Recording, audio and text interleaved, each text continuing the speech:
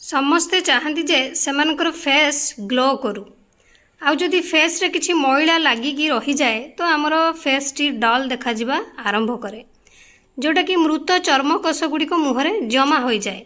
आपण माने केमती मृत चर्मकोश गुड़िक रिमूव करि परिबे सहज उपाय रे फेस रु ता विषय आसंतु वीडियो माध्यम रु जानिबा। गुड आफ्टरनून आपण समस्त मो तरफ नमस्कार।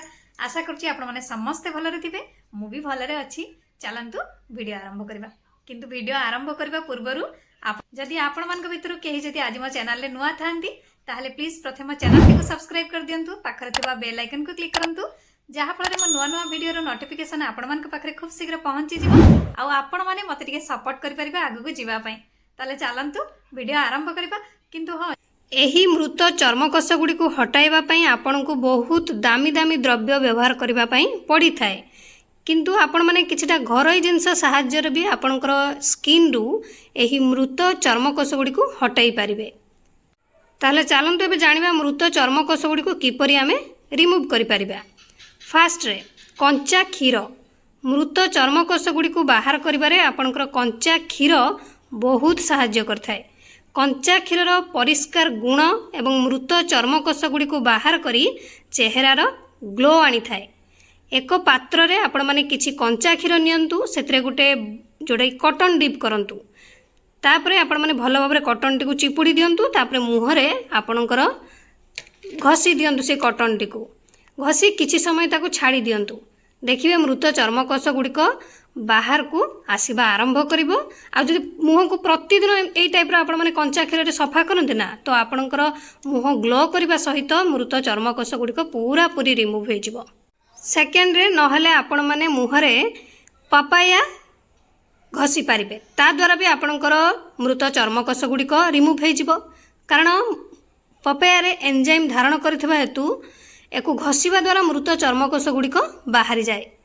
तेणु आपण माने जदि चाहिबे छोट छोट पीस करनेबे, ताकू जदि चाहिबे पेस्ट करनेले सबटु बेटर पेस्ट करने की सेतरे किछि महू मिसै कि आपण माने फेस मास्क भाबरे यूज करि पारिबे। जतेबेले आपण माने एही फेस पैक को बनाउछंती आपण माने बनै 20 मिनिट लगेई ताकू छाड़िबे, तापरे आपण माने फेस को धोइबे। सप्ताह रे एही फेस पैक को आपण माने जदि यूज करंती जोटा कि पाचिला अमृत भंडा नेबे जदि यूज करंती ताहले आपनकर फेस ग्लो करबा सहित मृत चर्मकोश गुड़िक पूरा पूरी बाहरी जिवो। थर्ड रे नहले आपण माने हळदीर औषधीय गुण मृत चर्मकोश गुड़िक बाहर करिबारे बहुत सहायता करथाय। कारण एथिरे एंटीऑक्सीडेंट एवं एंटी इन्फ्लामेटरी गुण रही थाए जहाँ चर्मर उन्नति करिबार सहायता करिथाय। आपण जदि चाहिबे गोटे फेस पैक तैयारी करिबा पई किछि हळदी पाउडर नेबे, सेथिरे किछि बेसन नेबे, क्षीर नेबे, रोज वाटर नेबे, नै कि एको आपण माने गोटे भल्लो भाबरे गोटे पेस्ट बनै नेबे। एही पेस्ट को पूरा मोटा भाबरे रखिबे। जदि चाहिबे तो आपण माने तो रोज वाटर देले जदि टिके माने मोटा रखिबे, पूरा पतला करिबेनी, आ मोटा आकार गोलेबे, गोलेकी ताकू आपनकर फेस रे लगेई देबे, 15 मिनिट छाड़ी देबे, तापर धोई देबे। देखिबे मृत चर्म गुड़िक जोटा कि चर्मकोश गुड़िक पूरा पूरी रिमूव हो जिवो। ता सहित आपनकर जदि अत्यधिक तेल थाए बा व्रण ए सब समस्या थाए ता भी आपण मानकर क्लियर हो जिवो। नहेले आपण माने काकुड़ी रस ताकू भी लगे पारिबे। जदि मुहरे अत्यधिक ड्राई अछि तेबे चर्म आपनकर चमकीबा आरंभ होबो। जदि आपण माने काकुड़ी रस लगांती, काकुड़ी रस को व्यवहार केमती करिवे ना समान परिमाण रे काकुड़ी रस जतिक नेबे आपण माने लेंबू रस सतिक नेबे। तापरे याकू मिसेई गोटे कॉटन साहाय्य आपण माने आपनको फेस रे लगेइबे। किंतु लगेबा पूर्व मुंह टिक भलो भाबरे धोई देबे, तापरे लेंबू रस काकुड़ी रस समान परिमाण रे मिसेई आपण कॉटन साहाय्य रे भलो भाबरे मुंह रे लगेई देबे। लगे किछि समय छाड़िबे, तापरे मुंहटा को धोई देबे। देखिबे आपणकर जोटा कि चर्म रे प्राकृतिक चमक देखा जिबा आरंभ करिवो। लास्ट रे नहले आपण माने एलोवेरा जेल को मध्य व्यवहार करि पारिबे।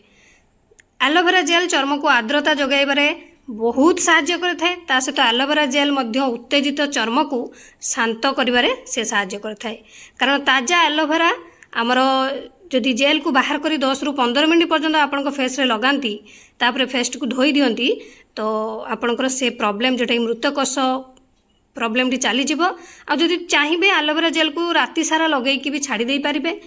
राति सारा जतबे लगाउचंती जदि एलोवेरा जेल तो एलोवेरा जेल रे आपण माने किछि विटामिन ई कैप्सूल मध्य मिसेई कि लगेई पारिबे। ता द्वारा भी आपनकर फेस ग्लो करिवो। आ आपनकर मृत चर्मकोश जो टेंशन जोटा प्रॉब्लम सी सॉल्व हो जिवो, व्रण समस्या सी भी सॉल्व हो जिवो, आपनको फेस ग्लो करबा आरंभ करबो। आशा करछि आपण मानको वीडियोटी भल लागिथिबो। मु ताले रहूची पुणे देखाबो नेक्स्ट वीडियो रे, किंतु आपण माने please like comment share subscribe करिया पे भूलिबेनी। मते ताले विदाई दियंतु, नमस्कार।